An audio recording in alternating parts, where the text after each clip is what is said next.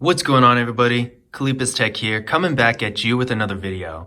In this video, we're going to be taking a look at the Visible Midnight and going over whether or not it's a good phone to buy in 2022. Now, before we go any further, I do want to remind you to go ahead and hit that subscribe button. It helps out the channel a lot.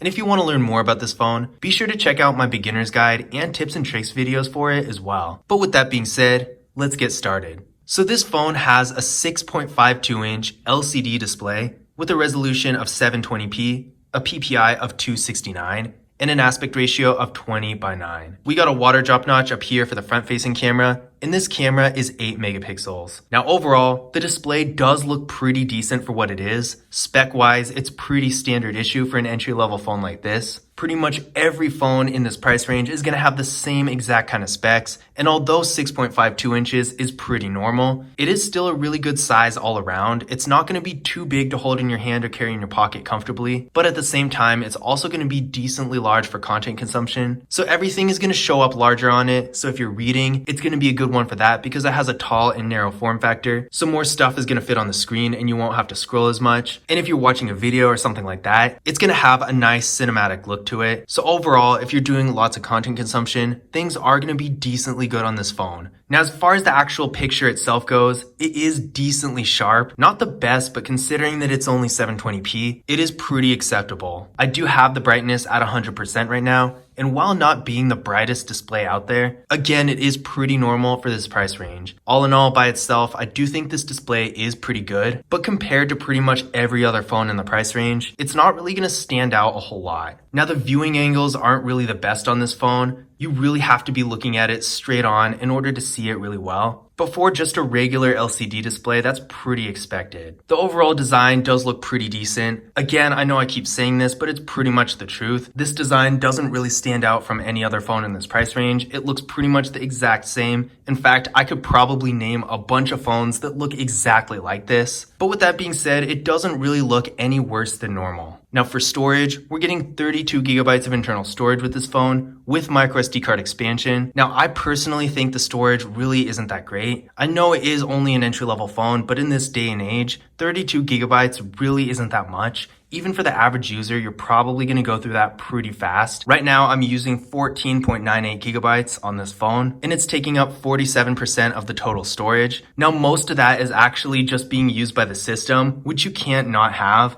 And I have a few apps on the phone as well, but these are really basic apps. I don't have anything crazy. So you can probably imagine if you get some photos and videos on it, maybe some music and data from text and stuff like that, you're really going to go through this storage pretty quickly. So with this phone, I definitely recommend getting a microSD card so you can offload some of that stuff. But even a microSD card really doesn't beat having more internal storage on the phone itself. So if you're a power user, I definitely would suggest looking at a phone with more internal storage because 32 gigabytes probably isn't going to cut it. Now, one interesting thing about this phone that does stand out from other phones in the price range is that it has wireless charging. This phone actually does support 10-watt wireless charging, which I've personally been using constantly on this phone to charge it. It works pretty well, and while this feature really isn't a game changer by any means, it's still a nice thing to have. I personally, of course, have a lot of phones, and sometimes I simply just don't have enough space to charge them all at once, so being able to stick this phone on a wireless charger is really nice and convenient. Now, most of you are probably not going to have as many phones as I do, but still, wireless charging is a nice thing to have, and while I certainly wouldn't choose a phone over another one just because it has wireless charging, it still doesn't hurt. Now, for security features, this phone does have face unlock, and it has a fingerprint scanner as well, located right here on the power key.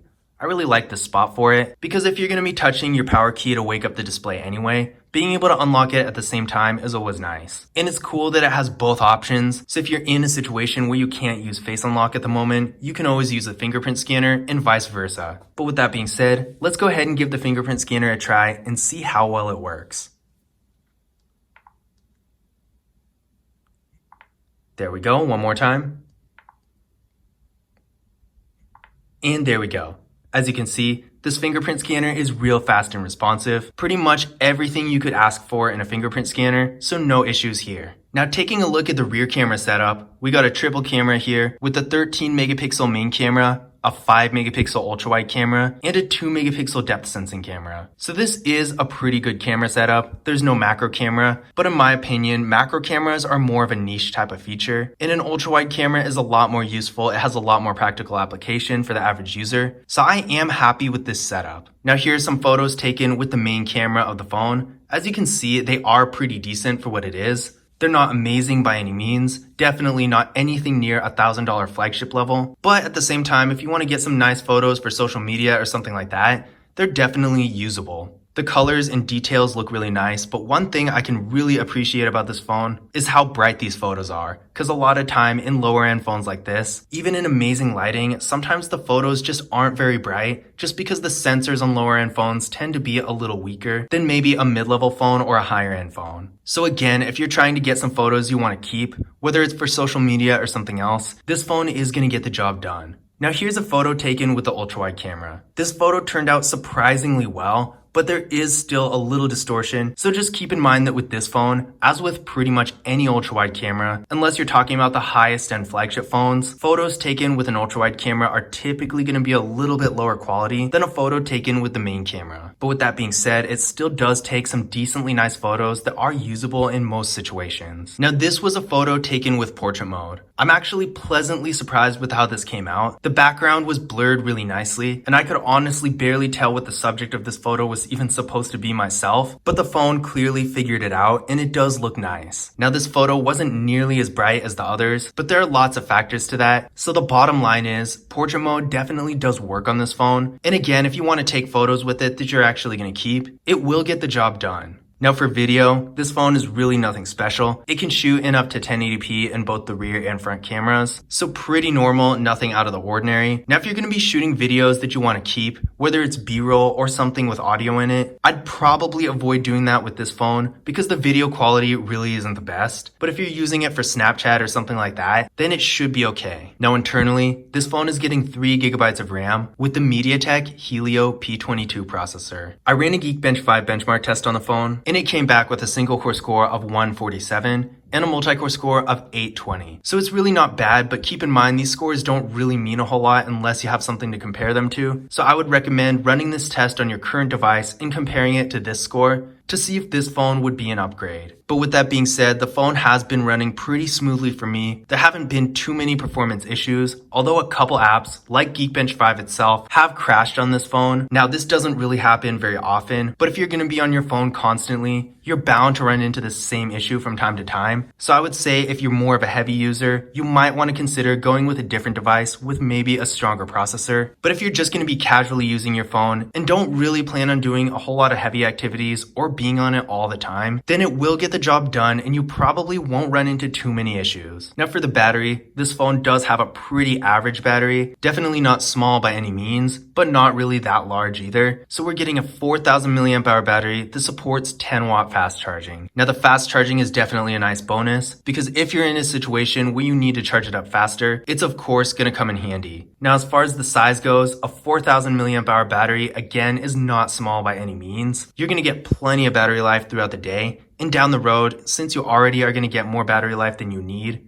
the battery degrading over time really isn't going to affect your day-to-day life nearly as quickly as it would with a smaller battery like maybe an iPhone or something like that. But with that being said, if battery life and overall battery longevity is your number one concern, you can definitely do better because there are plenty of entry-level phones that have 5,000 milliamp hour batteries. Now this phone does not have NFC, which isn't really that much of a surprise since most entry-level phones, at least in this price range, don't. Although I was kind of hoping it would since it has wireless charging, which is also a little bit of a rare feature for a phone in this price range. But unfortunately, it doesn't have NFC. So if you were planning on using a contactless mobile payment service like Google Pay, you're unfortunately not going to be able to do that on this phone. So now that we've gone over some of the specs of the phone, let's take a closer look at the device itself. So on the left side here, not a whole lot going on. We got the slot for the SIM card and the micro SD card right here. On the bottom, we got the microphone, a USB-C port, and the speaker. On the right side, we got the power key, which again is also the fingerprint scanner, volume down, volume up.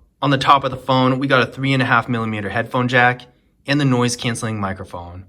On the back, we got our camera setup and our flash and a visible logo right here. The back has a matte finish that I think looks pretty good. It doesn't pick up a whole lot of fingerprints, but in the right lighting, you can definitely still see them. The phone has a boxy look that is pretty common for phones in this price range. Again, it doesn't really have the most unique design, but I will say it does have some weight to it, which lots of entry-level phones don't, so the build quality in general does feel really good. But in conclusion, is the Visible Midnight worth buying in 2022? I would say it's definitely worth buying. Sure, there's really not a whole lot that's amazing about this phone, but there's also not a whole lot wrong with it, especially if you're just looking for a device to do the bare minimum, like sending text messages, making calls, maybe a little web browsing and social media use. And it does have a pretty good camera for what it is. It also has wireless charging, which is a nice feature to have. Again, I wouldn't base a decision around that specific feature, but compared to lots of other entry-level phones, since mostly everything else is going to be more or less the same, that's an edge this phone has that most others in its price range probably won't. In addition to that, this phone does have a decent processor, and the build quality again feels really nice. The fingerprint scanner works really well, and overall, it is a pretty good all-around entry-level phone.